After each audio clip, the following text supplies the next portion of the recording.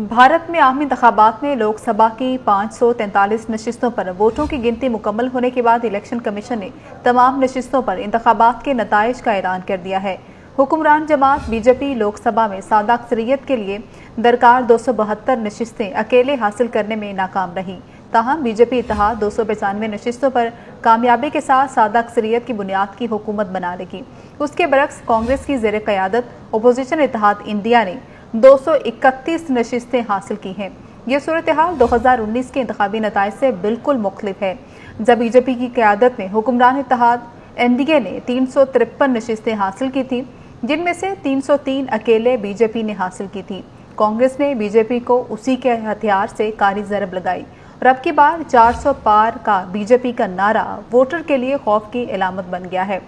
कांग्रेस के सदर और रहनुमा राहुल गांधी अवाम को ये बावर करवाने में कामयाब रहे कि अगर बीजेपी को 400 नशिस्तें मिल गई तो वो आइन बदल देंगे और कोटा सिस्टम खत्म कर देंगे। गांधी की आइन बचाओ मौसर इंतखाबी मुहिम के नतीजे में कांग्रेस को 99 नशिस्तें मिली हैं, जो 2019 के मुकाबले में 2 गुना ज्यादा हैं। 10 वर्ष बाद गैर मामूली नशिस्तें जीतकर भारत की अपोजिशन जमात कांग्रेस नरेंद्र मोदी समेत हुक्मरान इत्तेहाद के लिए फिर से डरावना ख्वाब बन गई है। इस तरह 10 साल में पहली बार कांग्रेस कायदे हिज़्ब इख्तिलाफ के तौर पर अपने लीडर को पेश करने में भी कामयाब हो गई है। ताहम यह भी वाज़ेह नहीं हुआ कि राहुल गांधी ही अपोजिशन लीडर बनेंगे या नहीं।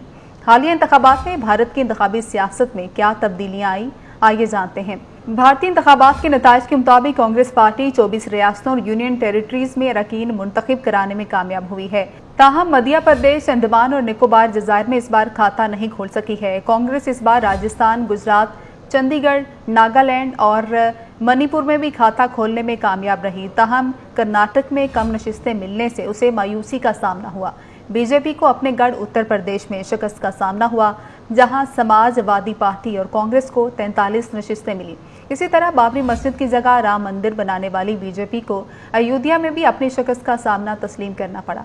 भारतीय रियासत उत्तर प्रदेश में 2017 से बीजेपी की हुकूमत है। इस रियासत में लोकसभा की 80 नशिस्तें हैं और ये 24 करोड़ आबादी के साथ भारत की सबसे ज्यादा आबादी वाली रियासत है। हालिया इंतखाबात में राहुल गांधी और नरेंद्र मोदी दोनों ही यहां से इलेक्शन लड़ रहे थे। 2019 में हुक्मरान इत्तेहाद एनडीए ने यहां से 64 नशिस्तें हासिल की थी, जिनमें से 62 नशिस्तें अकेले बीजेपी ने जीती थी। ताहम आज 2024 में सूरत हाल मुख्तलिफ है।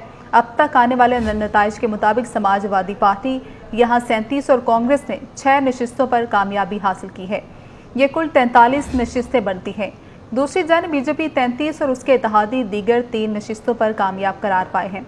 दिलचस्प बात यह है कि फैजाबाद के हल्के में अयोध्या के मुकाम पर मोदी ने जनवरी में राम मंदिर का इफ्तिताह किया था, वहां भी बीजेपी पीछे है। खुद मोदी के हल्के वाराणसी में भी कांग्रेस के उम्मीदवार अजय राय ने बीजेपी को वोट बैंक को नुकसान पहुंचाया है। 2019 में यहां से नरेंद्र मोदी की जीत का फर्क 5 लाख वोटों का था, जो हालिया इंतखाबात में 1.5 लाख ही रह गया है। उसके बरक्स राहुल गांधी अपने हल्के रायबरेली में 3,90,000 वोटों के फर्क से जीते हैं। इसी तरह बीजेपी की स्मृति ईरानी, जिन्होंने 2019 के इंतखाबात में राहुल गांधी को 55,000 वोटों से शिकस्त दी थी, इस बार कांग्रेस के उम्मीदवार किशोर लाल के मुकाबले में हार गई हैं। भारत की जनूबी रियासत केरला में बीजेपी को अपने कदम जमाने में हमेशा से ही मुश्किलात का सामना रहा है। ताहम हालिया इंतखाबात में सूरत हाल तब्दील हो गई है। बीजेपी के उम्मीदवार सुरेश गोपी ने हालिया इंतखाबात में केरला के हल्के तुरशूर की नशिस्त 74,000 से ज्यादा वोटों के फर्क से जीती है। ये केरला में बीजेपी की पहली जीत है। तजियाकारों के मुताबिक बीजेपी की जीत की एक वजह उसका खुद को रियासत में मौजूद इस्लामोफोबिक मसीही अनासर के साथ हम आहंग करना भी है। केरला 55% हिंदुओं, 27% मुसलमानों और 18% मसीहियों पर मुश्तमिल है। दोनों मजहबी अक़लीतें मिलकर कुल आबादी का तकरीबन निस्फ बनती है, जो उन्हें इंतखाबात में एक बड़ी कुव्वत बनाती है। महाराष्ट्र में कांग्रेस ने बीजेपी के मुकाबले में तकरीबन 2 गुना ज्यादा नशिस्तें हासिल की हैं। कांग्रेस और उसके इत्तेहादी महाराष्ट्र में अहम कामयाबियां हासिल करते हुए नजर आ रहे हैं। वहीं बीजेपी और उसके इत्तेहादी शिकस्त खोरदा नजर आते हैं। नताइज के मुताबिक रियासत की 48 नशिस्तों में से 29 अपोजिशन का इंडिया अलायंस जीत हासिल कर चुका है, जिनमें 13 नशिस्तों पर अकेले कांग्रेस को बर्तरी हासिल है, जबकि बीजेपी सिर्फ 9 नशिस्तें हासिल कर पाई हैं। तजियाकारों के मुताबिक अगरचा एग्जिट पोल्स उसके बरक्स थे, लेकिन ये नतीजा ज्यादा गैर मुतवक्के नहीं है। बीजेपी ने गुज़श्ता 5 साल में रियासत में सियासी जमातों और रहनुमाओं की तजलील की, जिसकी वजह से अवाम बीजेपी से मुतनफिर हुए। रवायती तौर पर बीजेपी यहां शिवसेना के साथ इत्तेहाद करती थी, लेकिन हालिया बरसों में ये इत्तेहाद भी टूट गया है। नाकदीन तो बीजेपी की जानिब से शिवसेना में फूट डालने की कोशिशों का भी इल्जाम आयद करते हैं। बीजेपी का यही तर्ज अमल उसे वोटर से दूर ले गया है। 2019 के इंतखाबात की बात करें तो बीजेपी का कर्नाटक की 28 में से 25 नशिस्तों पर फातेह रही थी, जबकि एनडीए से वाबस्ता दीगर उम्मीदवार भी नशिस्तें जीते थे।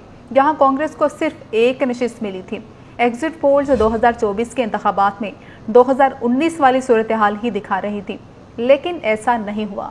अगरचा इस साल भी बीजेपी रियासत की सबसे बड़ी जमात बनकर उभरी है, लेकिन इस मरतबा उसे सिर्फ 17 नशिस्तें मिल सकी हैं। उसके बरक्स कांग्रेस ने 9, जनता दल ने 2 नशिस्तें हासिल की हैं।